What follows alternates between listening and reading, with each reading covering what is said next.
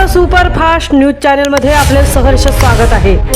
खास सत्याची लेखणीची महाराष्ट्रातील ताज्या आणि वेगवान बातम्या पाहण्यासाठी आपल्या हक्काचे चॅनल शेअर करा, लाईक करा आणि सबस्क्राइब करा।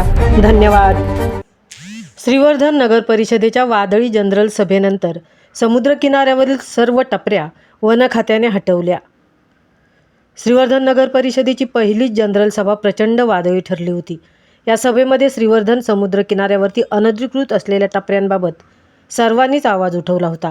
शिवसेना शिंदे गटाचे गटनेते देवेंद्र भुसाणे यांनी जनरल सभेचे थेट प्रक्षेपण व्हावे अशी मागणी लावून धरली होती, परंतु सत्ताधारी राष्ट्रवादी काँग्रेसने मतदानाच्या जोरावरती ही मागणी फेटाळून लावली। यावेळी सभेत झालेल्या निर्णयानुसार वन खात्याकडे सदरच्या अनधिकृत टपऱ्या हटवण्याबाबत वार्तालाप करण्यात आला होता। दुसऱ्याच दिवशी वन खात्याने सर्व टपरीधारकांना नोटीस बजावून आपण त्या ठिकाणी ठेवलेल्या टपऱ्या खाली कराव्यात, अन्यथा त्या हटवल्या जातील अशा प्रकारे कळवले होते। त्यानुसार श्रीवर्धन समुद्र किनाऱ्यावरील सर्व टपरीधारकांनी आपल्या हातगाड्या, टेबल, खुर्च्या त्या ठिकाणाहून हटवून श्रीवर्धन समुद्र किनारा मोकळा करून दिला आहे। शासकीय विश्रामगृहाच्या किनाऱ्याजवळ स्मशानभूमी आहे। या ठिकाणी टपरीवरती गिऱ्हाईक बसलेले असताना नागरिकांना प्रेत घेऊन जाण्यासाठी मोठ्या प्रमाणावर अडचण निर्माण होत होती। याबाबत श्रीवर्धन नगर परिषदेत सर्व पक्षीय नगरसेवकांनी आवाज उठवल्यानंतर ही कारवाई करण्यात आली आहे। सदर टपऱ्या हटवल्यामुळे श्रीवर्धनमधील नागरिकांनी व येणाऱ्या पर्यटकांनी देखील समाधान व्यक्त केले आहे।